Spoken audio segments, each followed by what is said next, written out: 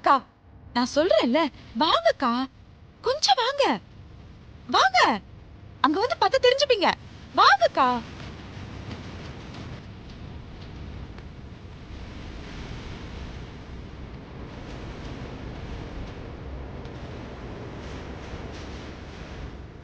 வாங்க வாங்க வாங்க, சீக்கிரம் வாங்க.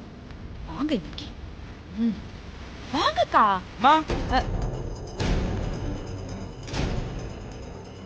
இவனுக்கு என்ன இப்போ? என் அவசரம் புரியாம டிஸ்டர்ப் பண்ணிக்கிட்டு. என்ன அருண்?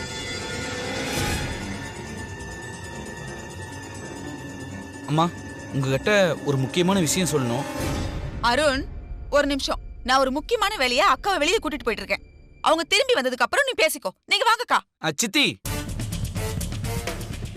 இது ரொம்ப முக்கியமான விஷயம். நான் முதல்ல அம்மா கிட்ட சொல்லிடுறேன். அப்படி என்ன முக்கியமான விஷயத்தை நீ சொல்ல போற? நீங்க சம்பந்தப்பட்ட விஷயம்னா அது முக்கியமான விஷயம் தானே சித்தி? நான் சம்பந்தப்பட்ட விஷயமா? என்ன உளற நீ? என்ன விஷயம் சொல்லு. அம்மா, இந்த விஷயத்த உங்க கவனத்துக்கு கொண்டு வர வேண்டாம் தான் நான் நினைச்சேன். ஆனா ரொம்ப அளவுக்கு மீறி போயிடுச்சாமா. அதான் உங்ககிட்ட சொல்ல வேண்டியதா போயிடுச்சுமா. என்ன ஒரேடியா பில்டப் கொடுக்குறான்? எந்த விஷயமா இருக்கும்? ஒன்னா ரெண்டா டக்குன்னு கண்டுபிடிக்க. பன்சார்லால் சேட் இருக்காருலாமா? ஐயோ, இதுவா? ஆமா, பெரிய நகைக்கடை ஓனர். அவருக்கு என்ன? அவரு 2 நாளைக்கு முன்னாடி எனக்கு கால் பண்ணியிருந்தாருமா. சேட் எதுக்காக உனக்கு கால் பண்ணாரு? சித்தி சேட்டு கடையில போய் 2 டைமண்ட் நெக்லஸ் வாங்கியிருக்காங்க.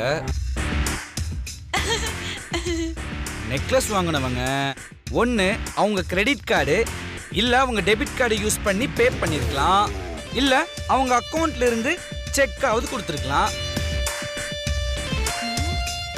அதெல்லாம் விட்டுட்டு ஆஃபீஸ் அக்கௌண்ட்ல இருந்து ஆஃபீஸ் செக் போட்டு கொடுத்துருக்காங்க. ஐயோ, அது மட்டும் இல்லம்மா, கடையில செக்கை பத்தி கேட்டதுக்கு நானும் போர்ட் ஆஃப் நம்பர் தான், எனக்கு செக்ல சைன் பண்றதுக்கு ரைட்ஸ் எல்லாம் இருக்கு, அப்படி இப்படின்னு பேசி பந்தா காட்டிட்டு வந்திருக்காங்க. அந்த மாதிரி எல்லாம் ஒண்ணும் இல்லக்கா. செக் கிளியரன்ஸ்க்கு வந்திருக்குன்னு பேங்க்ல இருந்து கால் பண்ணிருக்காங்களாம். மேனேஜர் தான் என்கிட்ட சொன்னாரு. மா, செக்ல எழுதி கொடுத்த அமௌண்ட் எவ்வளவு தெரியுமாமா? 10 லட்சம் ரூபாய்மா. என்னம்மா பண்ணலாம்?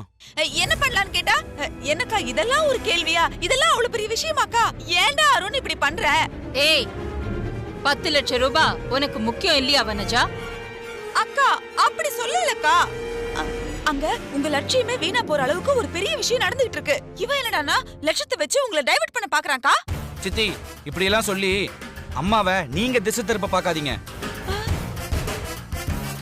அம்மா, எனக்கு உங்ககிட்ட சொல்றதுக்கே கொஞ்சம் கஷ்டமா இருக்குதுமா.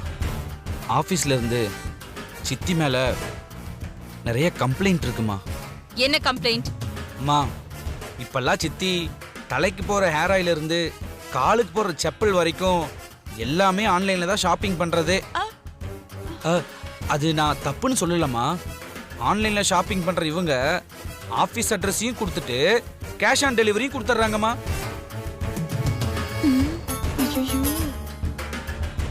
ஆபீஸ் அக்கவுண்ட்ல பணம் கொடுத்து வாங்கினதுக்கு அப்புறம் ஆளை விட்டு அதை வீட்டுக்கு எடுத்துட்டு வந்துடுறாங்கம்மா. அக்கா பாருங்கக்கா, சின்ன சின்ன விஷயத்தெல்லாம் எவ்வளவு பெருசாக்கி பேசிட்டு இருக்கா. என் பேருக்கு களங்கம் உண்டாக்க பாக்குறக்கா. இது சின்ன விஷயம் இல்ல வனஜா, இது சில்லி விஷயம். இதெல்லாம் உனக்கு கேவலமா இல்ல?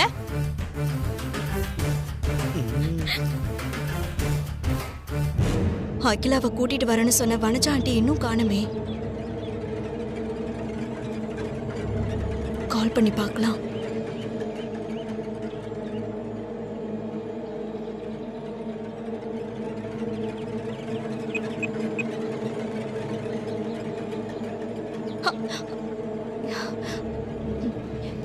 என்ன கட் பண்றாங்க? உமாக்கு கால் பண்ணலாம்.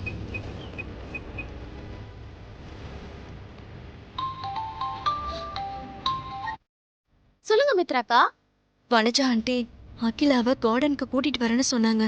இன்னும் வர காணுமே. இங்க ஒரு பிரச்சனை போயிட்டு இருக்கு, முடிச்சிட்டு வந்துருவாங்க.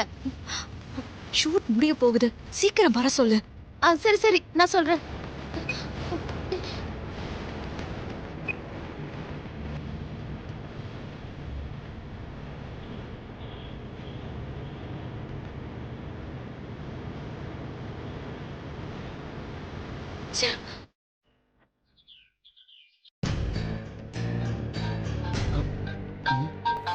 ஆஃபீஸ்ல இருந்து கால்மா.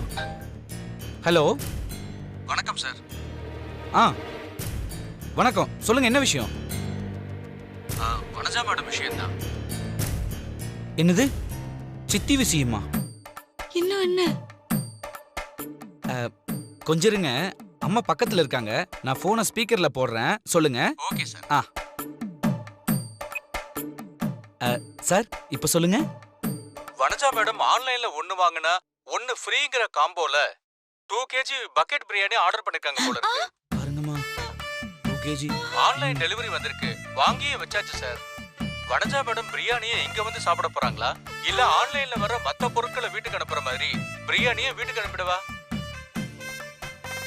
மேனேஜர் சார், இது ரொம்ப முக்கியமான கேள்விதான், கொஞ்சம் இருங்க, நான் சித்தி கிட்ட கேட்டுட்டு இதுக்கு பதில் சொல்றேன். Okay sir. சித்தி, உங்களுக்கு எப்படி சௌரியம்? நீங்க ஆபீஸ் போறீங்களா இல்ல பிரியாணியை வீட்டுக்கே வர சொல்லிடுவா? அருண், நீ ரொம்ப ஓவரா போறடா. அக்கா, என்னக்கா இதெல்லாம்? நீங்களே பாருங்கக்கா, என் உடம்ப பார்த்தா 2 பக்கெட் பிரியாணி சாப்பிடுற மாதிரி இருக்கா?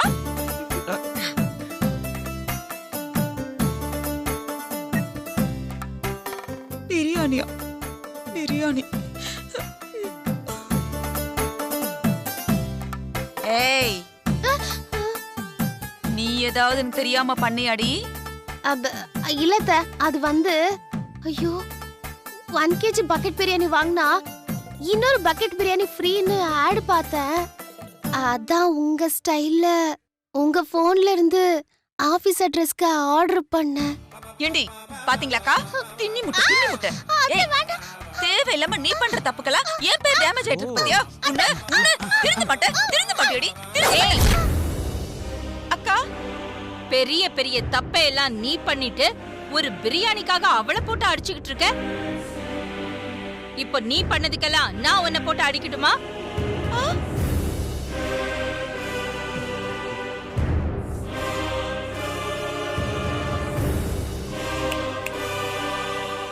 ஏதோ முக்கியமான விஷயம் காமிக்கணும்னு சொன்னியே, என்னது? அதாக்கா, அத பத்தி நானும் யோசிச்சுட்டு இருந்தேன். நீங்க வாங்க, நீங்க வந்து பாருங்க, அதுக்கப்புறம் உங்களுக்கே தெரியும். வாங்கக்கா.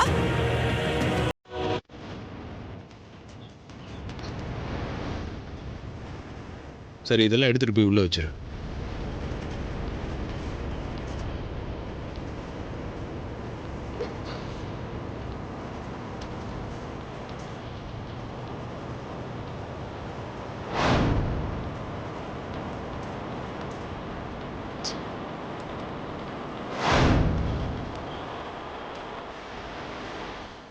நீங்க அங்க வந்து பார்த்தா நீங்களே தெரிஞ்சுப்பீங்கக்கா. என்னன்னு முதல்ல சொல்லு. அக்கா, சொல்றதை விட நேர்ல வந்து பார்த்தா அது என்னன்னு புரியுமா?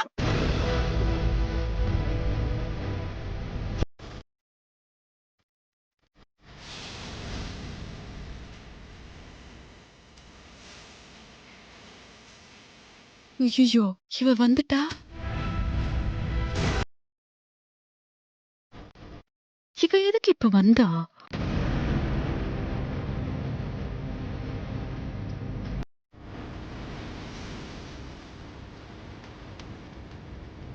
என்ன அக்கா, என்ன அப்படியே நின்னுட்ட? வா, போய் பார்க்கலாம். இனிமே நம்ம அங்க போய் பாக்குறதெல்லாம் வேஸ்ட்டுக்கா. வேஸ்டா? ஆமாக்கா, பின்ன படப்பிடிப்பெல்லாம் முடிஞ்சு. படப்பிடிப்பா? படப்பிடிப்பு இல்லக்கா, படப்பிடிப்பு. இந்த அருண் இல்லாத போலதான் எம்எல் சொன்னாலக்கா, அதனால எனக்கு கொஞ்சம் படபடப்பா இருந்தது. அது இப்ப கொஞ்சம் சரியா போச்சுன்னு சொன்னேன்க்கா. என்ன உளற? அவங்கள கையும் களவுமா மாட்டி வைக்கிறேன்னு நினைச்சு நான் இல்ல மாட்டிக்கிட்டு நிக்கிறேன். நான் கூப்பிட்டப்பவே நீங்க வந்திருந்தீங்கன்னா எல்லாத்தையும். ஹலோ. ஆமா, சொல்லுங்க. நல்ல வேளை போன் வந்து காப்பாத்துச்சு. ஓடிடு வனஜா. அந்த வேலை முடிச்சு.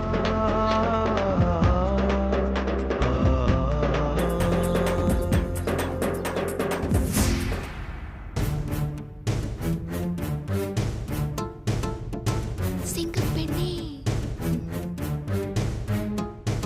அப்பா எப்ப வந்தீங்க?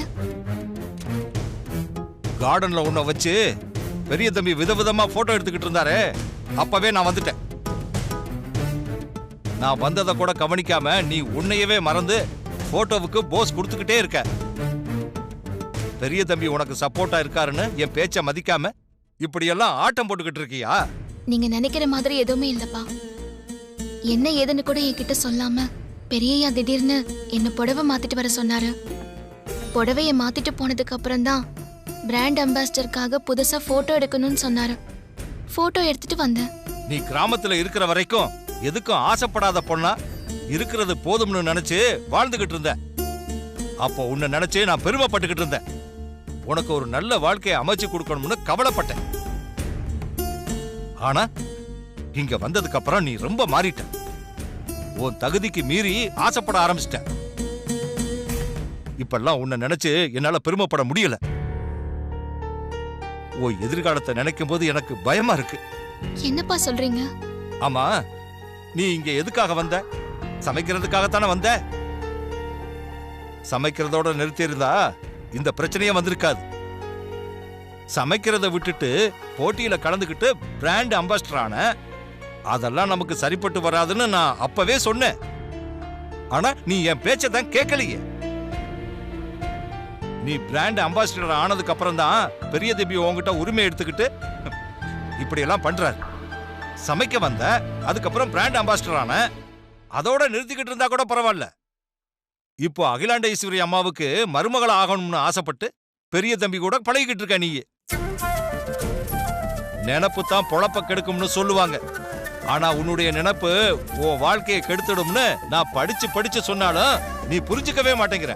பிராண்ட் அம்பாசிடருக்கு போட்டோ எடுக்கணும்னு பெரியய்யா சொல்லும் போது அதை என்னால மறக்க முடியலப்பா. நீ பிராண்ட் அம்பாசிடரா இருக்கிறதுனால தானே பெரிய தம்பி உங்ககிட்ட இப்படி எல்லாம் உரிமை எடுத்துக்கிறாரு. நீ என்ன பண்ற? இனிமே நான் பிராண்ட் அம்பாசிடரா இருக்க மாட்டேன், அதுக்கு வேற ஆளை நீங்க பாத்துக்கோங்கன்னு பெரிய தம்பி கிட்ட நீ போய் சொல்லு. உங்களுக்குள்ள தொடர்பை இப்படி படிப்படியா தான் கட் பண்ணணும், வேற வழியே இல்ல. இன்னும் ஏன் நின்னுகிட்டே இருக்க? போ, இப்பவே போய் பெரிய தம்பி கிட்ட பிராண்ட் அம்பாசிடருக்கு வேற ஆளை பாத்துக்க சொல்லு. என்னால முடியாதுப்பா. நான் போய் என்னால பிராண்ட் அம்பாசிடரா இருக்க முடியாதுன்னு சொன்னா பெரியய்யா ஏத்துக்க மாட்டாரு. ஏதாவது பேசி எப்படியாவது என் மனசை மாத்திடுவாரு. நீங்களே வேணா போய் பெரியய்யா கிட்ட சொல்லுங்க.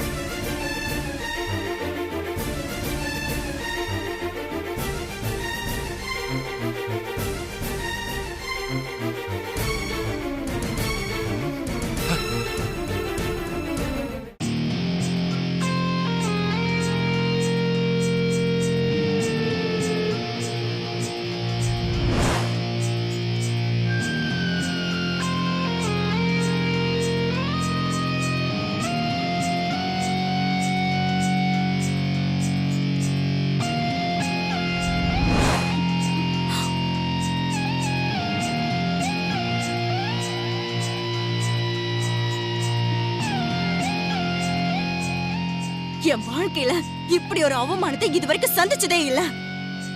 ஆதியும் பார்வதியும் சேர்ந்து என்ன நல்லா வச்சு செஞ்சுட்டாங்க ஆண்டி. எல்லாம் உங்களாலதான். என்னாலயா? அகிலா கிட்ட ஆதியும் பார்வதியும் மாட்டி விடுறேன்னு சொல்லிட்டு என்ன அவங்க கிட்ட நல்லா மாட்டி விட்டுட்டீங்க ஆண்டி. இப்ப உங்களுக்கு சந்தோஷமா? மித்ரா, உன் கோவம் நியாயமானதுதான். ஆனா நான் உன்னை மாட்டி விட்டு நீ நினைக்கிற பத்தியா, அதான் கொஞ்சம் கூட நியாயமே இல்லை. நான் அகிலா கிட்ட ஆதிய மாட்டி விடலாம் நினைச்சு வந்தது எப்படியோ இந்த அருணுக்கும் ஐஸ்வர்யாக்கும் தெரிஞ்சிருச்சு போல இருக்கு. அதான் கரெக்டா நான் அகிலா கூட வரும்போது அவங்க 2 பேரும் வந்து லாக் பண்ணி என்ன வச்சு செஞ்சுட்டாங்க. என்ன ஆண்டி சொல்றீங்க? அருணும் ஐஸ்வர்யாவும் உங்களை வச்சு செஞ்சுட்டாங்களா? ஆமா மித்ரா, இந்த வானரம் இருக்கானே அருண், அவன் என்னென்னமோ சொல்லி அகிலா கிட்ட என்ன மாட்டி விட்டான். பத்தாத குறைக்கு இந்த திண்ணி முட்டை எனக்கு தெரியாம ஏதோ ஒரு ஃப்ராட் வேலையை பண்ணி வச்சிருக்கா. எல்லாம் ஒன்னா சேர்ந்து நான் மாட்டிக்கிட்டேன். அகிலா கிட்ட இருந்து நான் தப்பிக்கிறதே பெரிய பாடா போச்சு. ஆமா மித்ராக்கா. ஆனால் நான் விடலையே. எப்படியாவது அகிலாவை கார்டனுக்கு கூட்டிட்டு வந்தே ஆகணும்னு சொல்லிட்டு அவகிட்ட பேசி கூட்டிட்டு திரும்புற, பார்த்தா நீ வந்து நிக்கிற. இதை இப்படியே விட்டுறக்கூடாது ஆண்டி. பழிக்கு பழி வாங்குற மாதிரி நாம ஏதாவது ஒண்ணு பண்ணணும். ஆமா மித்ரா, கண்டிப்பா அவங்கள விடக்கூடாது. ஏதாவது பண்ணணும்.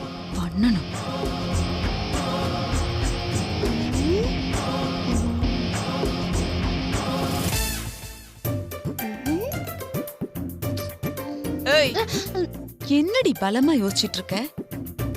ஆதியும் அந்த சமையல்காரியும் எப்படி பழி வாங்கலாம்னு யோசிச்சுட்டு இருக்கியா? அது இல்ல அத்தை, அந்த 2 கிலோ பக்கெட் பிரியாணி பத்தி தான் யோசிச்சுட்டு இருக்கேன். பிரியாணியா? ஆபீஸ்ல அந்த பிரியாணி யாரும் சாப்பிட்டிருக்க மாட்டாங்கல்ல அத்தை? ஒரு கால் பண்ணி அந்த பிரியாணி கொண்டு வர சொல்லுங்களேன்.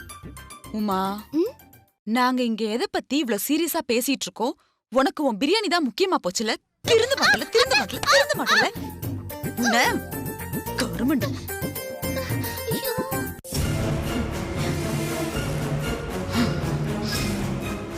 உங்க 2 பேரையும் சும்மா விடக்கூடாது.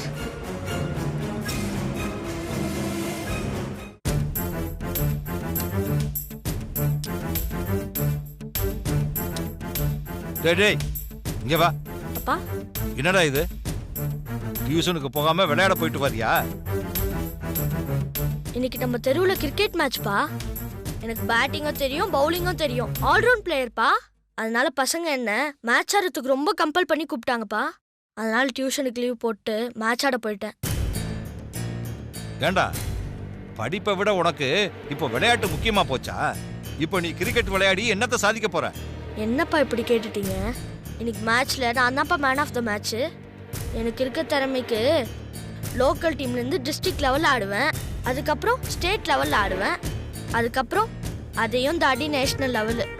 நம்ம நாட்டுக்காக நான் விளையாடுவேன்ப்பா. என்னடா நினைச்சுக்கிட்டு இருக்க உன் மனசுல? படிச்சு கலெக்டரா ஆக போறேன்னு சொல்லிக்கிட்டு இருந்த, இப்போ கிரிக்கெட் விளையாட போறேன்னு சொல்லிக்கிட்டு இருக்க. தமிழ்நாட்டுல இருந்து போய் நீ நாட்டுக்காக விளையாட போறியா? நினப்பு தான் பொழப்ப கெடுக்குமா? கிரிக்கெட் எல்லாம் பணக்காரங்க விளையாட்டு. நீ நினைக்கிறதெல்லாம் பணக்கார வீட்டு பசங்களுக்கு சாத்தியம். நம்மள மாதிரி சாதாரண குடும்பத்தை சேர்ந்தவங்களுக்கெல்லாம் முடியாது. பா, ஏதோ ஒரு நாள் மேட்ச் ஆட போனேன், அதுக்கு ஏன்பா இப்படியெல்லாம் பேசுறீங்க? இது ஒரு சின்ன விஷயம்ப்பா. இதுல கூட என்னோட ஃபீலிங்ஸை புரிஞ்சுக்க மாட்டேன்றீங்களேப்பா. அப்பா, எதுக்குப்பா தம்பி அடிக்கிறீங்க? முளைச்சு 3 இலை விடல. என்ன பேச்சு பேசுற நீ? நான் உன்னோட ஃபீலிங்ஸ புரிஞ்சுக்கலையா? நீங்க 2 பேரும் தாண்டா என்னோட ஃபீலிங்ஸ புரிஞ்சுக்கல. நீ பிறந்த உடனேயே உங்க அம்மா போய் சேர்ந்துட்டா. நான் நினைச்சிருந்தா நான் போய் இன்னொரு கல்யாணம் பண்ணிக்கிட்டு சராசரி குடும்பஸ்தனா வாழ்ந்திருக்கலாம். ஆனா நான் இன்னொரு கல்யாணம் பண்ணிக்கிட்டு இருந்தா நீங்க சித்தி கொடுமைக்கெல்லாம் ஆளாயிடுவீங்கன்னு கல்யாணமே பண்ணிக்காம தனியா இருந்து உங்களை வளர்த்து ஆளாக்கி இருக்கேன். உங்க 2 பேரையும் வளர்த்து ஆளாக்க நான் எப்படியெல்லாம் கஷ்டப்பட்டேன், என்னென்ன தியாகம்லாம் பண்ணிருக்கேன் தெரியுமா? ஆனா நான் பட்ட கஷ்டம், பண்ணின தியாகத்துக்கெல்லாம் 2 பேருமே அர்த்தம் இல்லாம பண்ணிட்டீங்க. வளர்ந்து நிக்கிற இவளோட போக்கே சரியில்லை. அவளை பார்த்து வளர்ற நீ எப்படி சரியா இருப்ப? இவ போற போக்க பார்த்தா எப்ப என்ன நடக்குமோன்னு ஒவ்வொரு நிமிஷமும் பயந்துகிட்டு இருக்க. வயசான காலத்துல இதையெல்லாம் நினைச்சா நிம்மதியா சாப்பிட முடியல, படுத்தா தூங்க முடியல. மனக்கவலையோட போய் சேர்ந்துடுவோம் போல இருக்கு.